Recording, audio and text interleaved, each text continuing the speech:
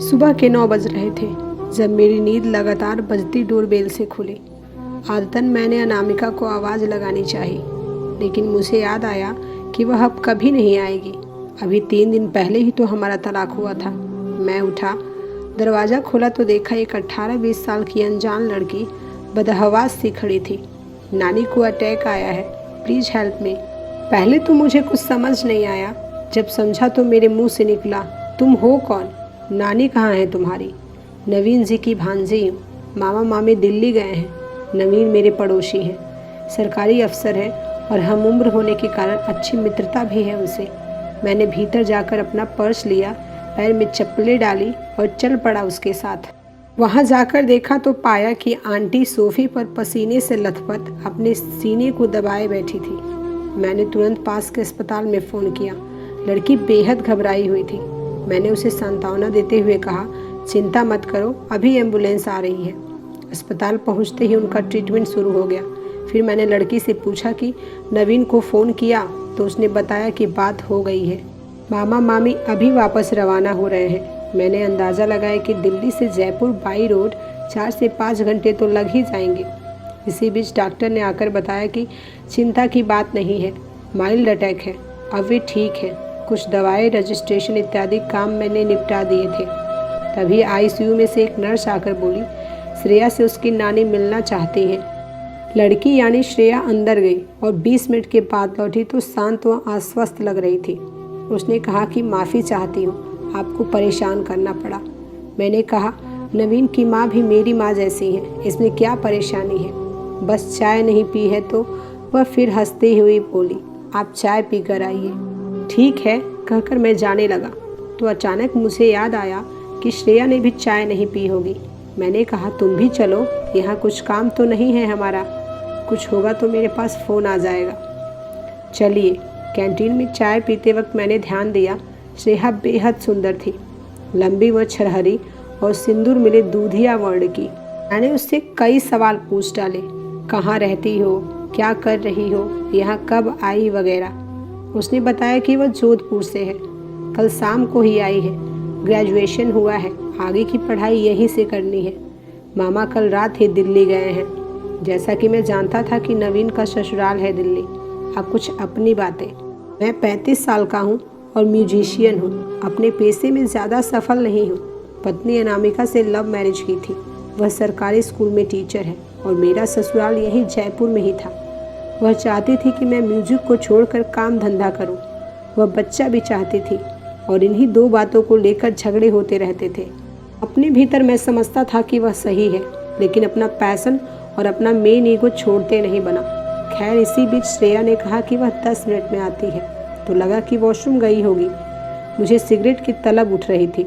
मैं अस्पताल के बाहर चला आया। वहाँ बाहर ही एक दुकान में से मैंने सिगरेट ली और उसी के पीछे चला गया पीने। वहाँ मैंने देखा कि श्रेया खड़ी सिगरेट पी रही है। मुझे देखकर वह एक बार की सकपका गई, लेकिन मुस्कुराते हुए बोली, मामा को मत बताना। मैंने पूछ लिया, कौन सा ब्रांड पीती हो? रूटीन में पीती हो? मैं जानता हूँ कि यह एक गंदी लत है, मगर चाह कर भी इसे छोड़ नहीं पा रहा था। कह सकते हैं कि सिगरेट ने मुझे अपनी गिरफ्त में ले लिया था। यह भी सही है कि सिगरेट की लत पहले फैशन में लोग करते हैं और फिर यह एक गंदी लत बन जाती है, यह जानते हुए कि यह स्वास्थ्य के लिए नुकसानदेह है। खैर, वह बोली, हाँ, कोई सी भी ब्रांड पी लेती हूँ। सिगरेट खत्म कर हम अस्पताल गए। करीब 2 घंटे बाद नवीन और उसकी पत्नी पहुँच गए और मैं और श्रेया घर लौट आए। नहाकर, खाना ऑनलाइन मंगवाकर शाम को करीब 4 बजे मैं श्रेया को लेकर वापस अस्पताल गया। तय हुआ कि नवीन और भाभी घर पर जाकर रेस्ट करेंगे और रात को वापस आएंगे। तब मैं और श्रेया घर चले जाएंगे। नवीन के घर पर मेड थी तो चिंता की कोई बात नहीं थी। रात को करीब 11 बजे श्रेया का फ़ोन आया, सिगरेट है आपके पास? लेकर छत पर आओ, उसने अधिकारपूर्ण स्वर में कहा। नवीन और मेरे घर की छतों की मुंडेर एक ही थी।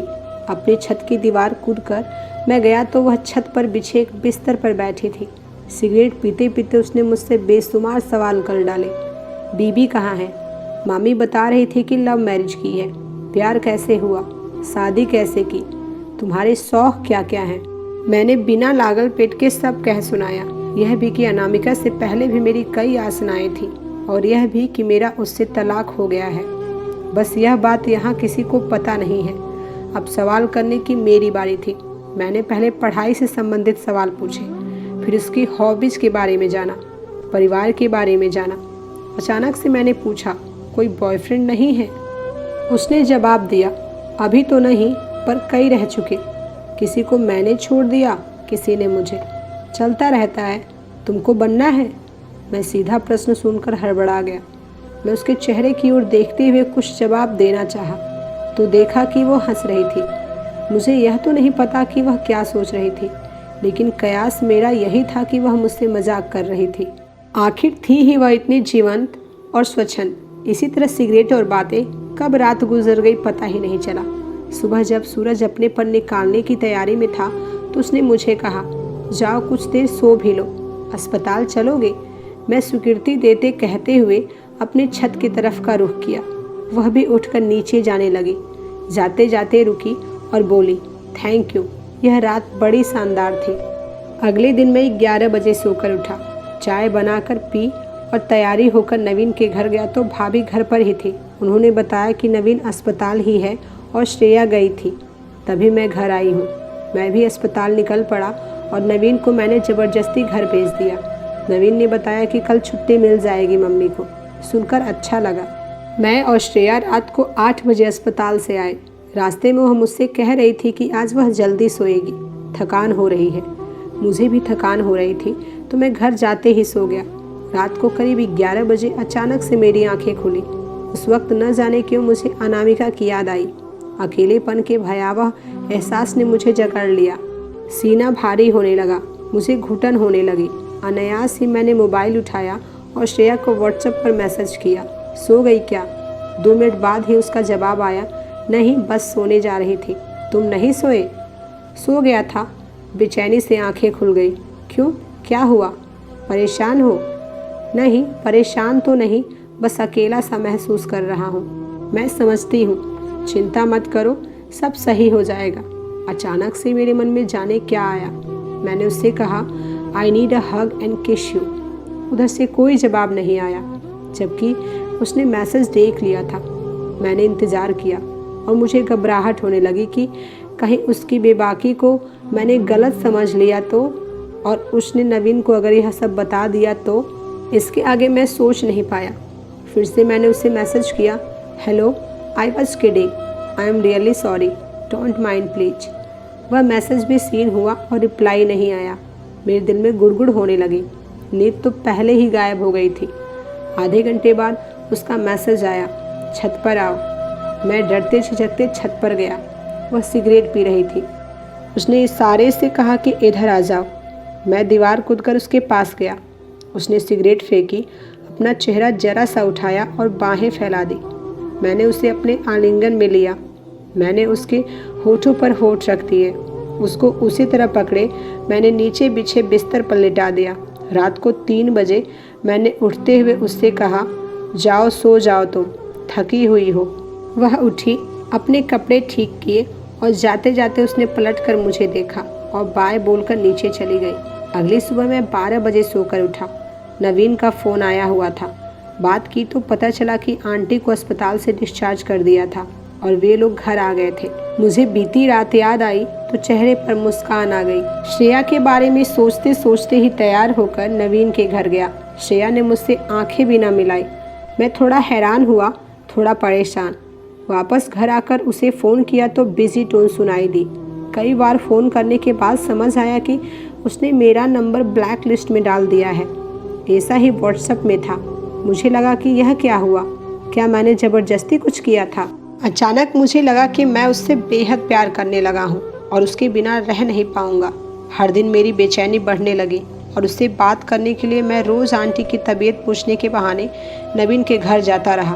पूरी शाम और रात छत पर घूमता था, लेकिन वह नज़र नहीं आती। मेरा हाल दीवानों सा हो गया था।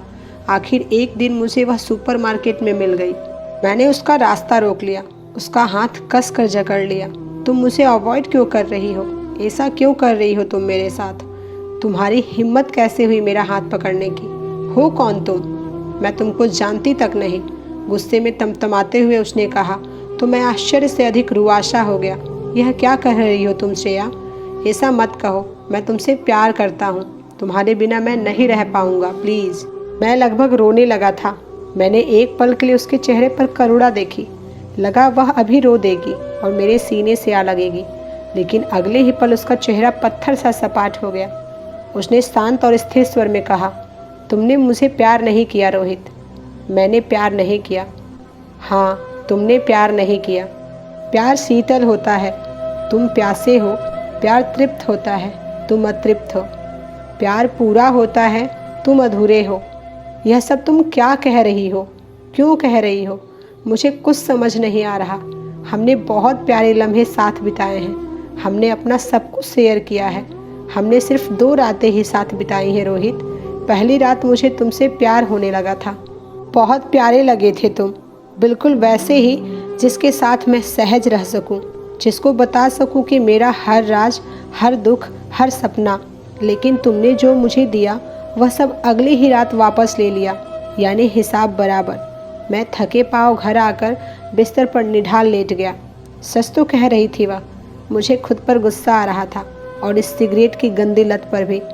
मैं उठा और सिगरेट के डब्बे को डस्टबिन में फेंक दिया। तो दोस्तों, यह थी हमारी आज की कहानी। आपका क्या कहना है इस कहानी के बारे में? कमेंट करके ज़रूर बताएं।